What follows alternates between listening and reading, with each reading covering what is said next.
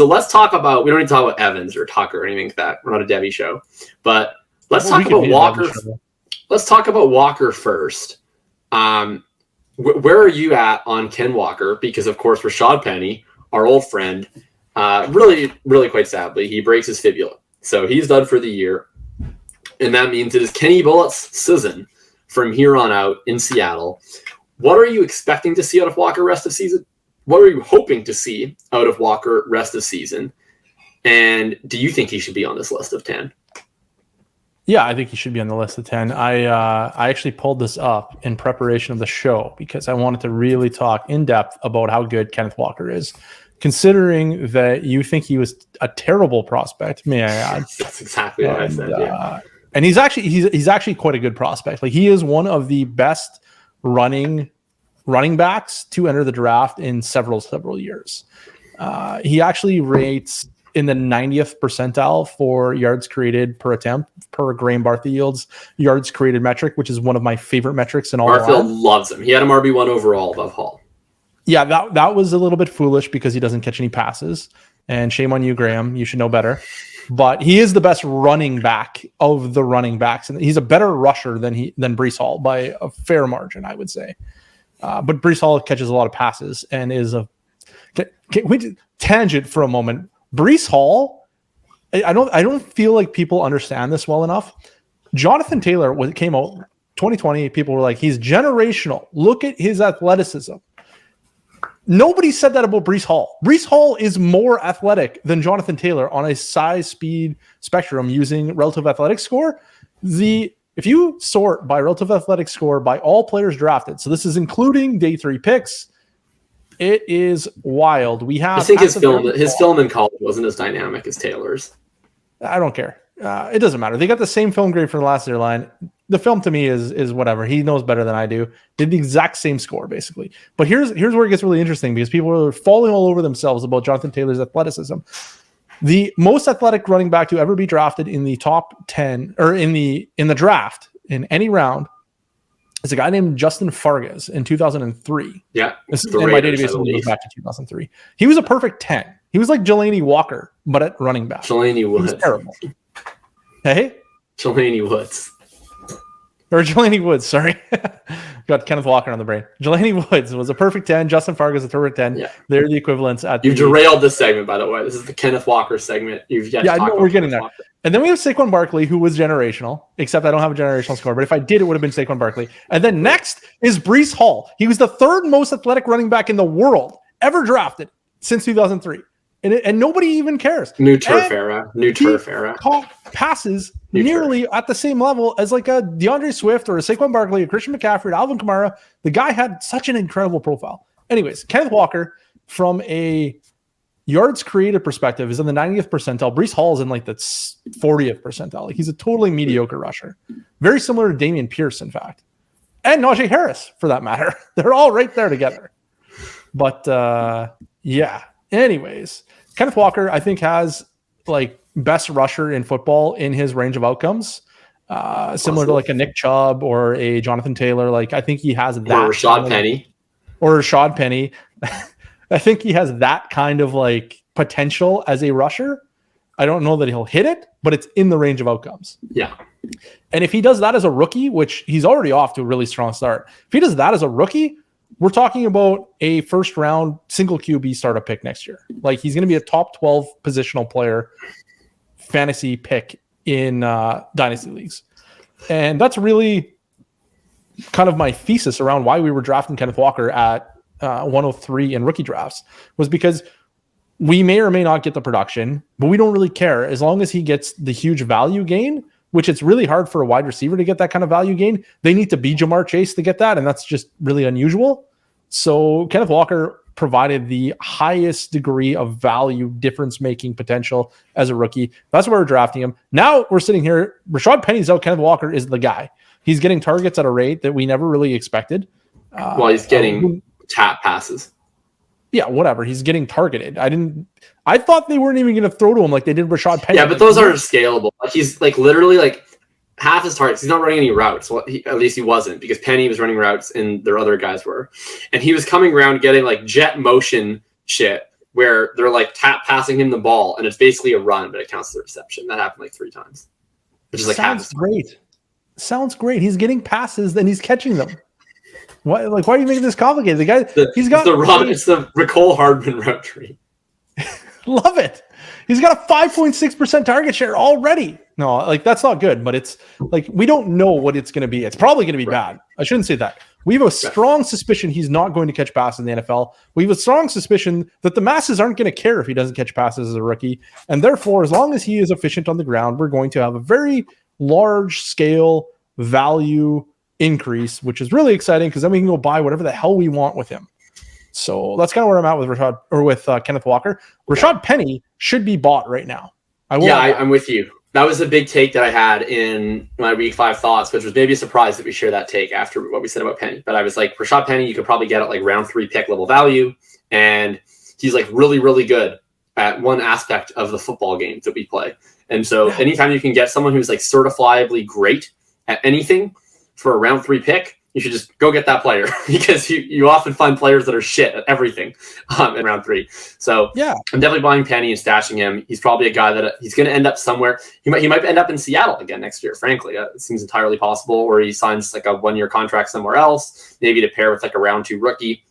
Probably going to draft a lot of the best ball in like round 15 next year. But Kenneth Walker, I agree with you in part. Like Ken Walker for sure is a guy now, with the Penny injury, right? I mean, that's a pretty big break for him that he gets his competition for touches just like evacuated for the entirety of the year. Huge break. And I agree. He's probably a really good rusher. My hesitancy with Walker compared to you is that I think the certainty with which he's been awarded this elite rusher category is really just built off 1 year. And I think when we look comparatively to guys like Nick Chubb and Derrick Henry, they built up this pedigree over time. And Walker was a sparsely used rusher at Wake Forest for 2 years who created less yards over expectation than a guy named Christian Beal-Smith. And then he transferred to Michigan State and he turned into Walter Payton. So props. It was incredible. And then we also have the pass catching issue. So to me, I look at the pass catching issue as like, that's to me a risk to ceiling in fantasy, if that's non-existent. And then you have the rushing ability, which is supposed to carry him, but it's really his only calling card because we don't think he has the pass catching. And what if it's not actually that elite? Like what if he's just good as a rusher because it's all built off this 1 year? Then, what is his role? What is his path? At this point, that matters a lot less because, for most of the summers, he probably has to beat out Rashad Penny. He no longer has to beat out Rashad Penny, of course. He now gets all the carries.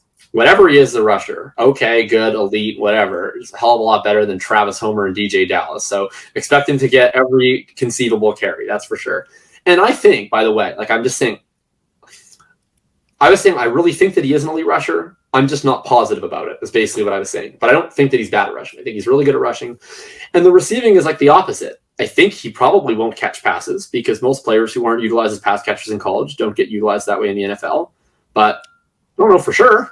So, you get the upside of the unknown with Walker. So I personally expect to be like a high-end RB2. The other big thing with Walker is I thought the Seahawks were going to be like the worst team in football this year. And apparently Geno Smith is God. So that's a pretty big advantage if you are going to be a rush-only running back, if you're playing on like an 8-win team instead of playing on like a 4-win team. So that's definitely a big up for Walker. I would still rather have Hall, of course. I'd still rather have London. I'd still rather have Wilson, and I would probably still rather have Olave. Although I didn't, at the time, I preferred Walker to Olave. Now I prefer Olave to Walker. At the time, I preferred Burks to Walker. Burks, of course, is his own injury now. He's out for a month. Through no fault of his own. I would definitely prefer Walker to Burks at this moment in time. But that's where I'm at. So, let's just quickly talk about his college receiving ability because I think, he's probably not going to catch passes, but he's a rookie, so this is the widest range of outcome that we'll ever see from him. He could catch passes. He probably won't. In fact, if you look at all of the bulletproof running backs, we have in dead last among all of them, Kenneth Walker at 5.4% target share. Just above him is Ryan Matthews with 5.9. Nick Chubb with 6.5. Adrian Peterson with 6.7. And those are the only other guys under 7. And none of them caught a lot of passes in the NFL. And none of them caught a lot of passes in the NFL. Right. So it's pretty reasonable to suspect that he will not catch a lot of passes. Kenneth Walker is not a buy and hold, in my opinion. He's a buy and flip after he impresses people this year because I think he's probably a good rusher. Yeah, I agree with that on all accounts. And the other thing I would note quick, I mean, the patrons have already heard this rant of mine, but I will make it for anyone who doesn't read my articles and isn't in the Patreon, but still listens to this podcast. The names that people bring up when I say that it's unlikely Kenneth Walker will catch passes, I think are missing the boat a little bit. People often reference Jonathan Taylor. They reference Melvin Gordon. They'll reference Leonard Fournette on occasion, A.J. Dillon on occasion. These are all players that played in offenses that don't pass. So their raw pass catching totals look horrible, but their percentage of receptions or percentage of receiving yards, depending on which one you prefer to look at, are into range, but they're all either like acceptable to average to good. Walker is not in that category. Michigan State Spartans did pass. They did not pass to him. Now, the other narrative I saw was they don't throw to running backs, and to me, I guess one response I have is that I think it's weird to like excuse the starting running back from the team not throwing to running backs. Like that just seems like really strange to me logically, that it'd be like who the starting running back is has no impact on whether or not they throw to running backs.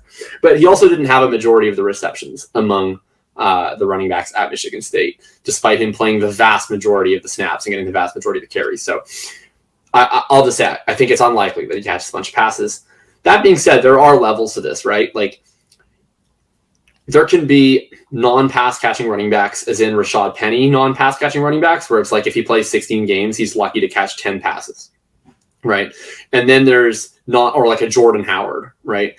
And then there's non-pass catching running backs in the sense of like, I don't know, I don't think Joe Mixon is a pass catching running back, but like in the course of playing lead running back on his team, he like catches enough passes. So nobody's like, oh my God, Joe Mixon, he's like catches so many passes, but like he has, I don't know what his career total is in receptions. It's probably like 50, maybe it's 45. I don't know, but he gets like enough receptions that it's a thing. Right.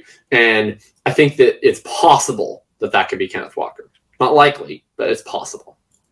Yeah, there's like the guys that just exist on the field a lot, and then the like nobody's open. The quarterback's like, oh, I guess I'll just throw to this guy who is like 6 feet away from me.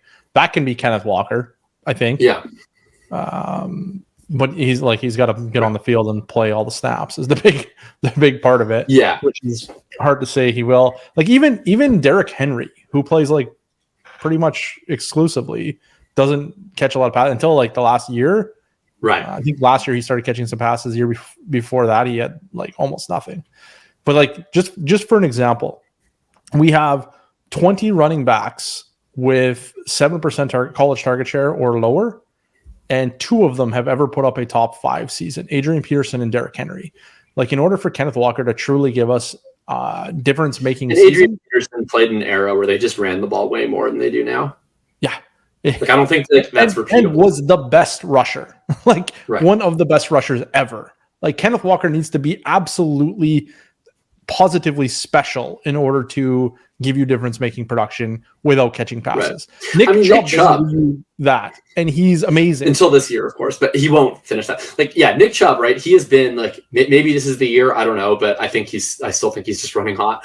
But yeah, Nick Chubb has been, in my opinion, quite clearly the best running back in the NFL, or the best rusher, whatever. He's been the best he has been the best human being at running the football on the planet of Earth for almost the entire time that he's been in the NFL. I think that you could have made arguments at times for Henry, arguments at times for Jonathan Taylor, but over the bulk of his career, it's Nick Chubb and then maybe a couple of other guys in the same stratosphere. And he has 0 top 5 seasons. Maybe he gets his first this year. So the bar is really, really high. And like I said, he's a rookie. So if he's going to prove us wrong, it's possible. I'm really excited to find out at the very least. Let's talk about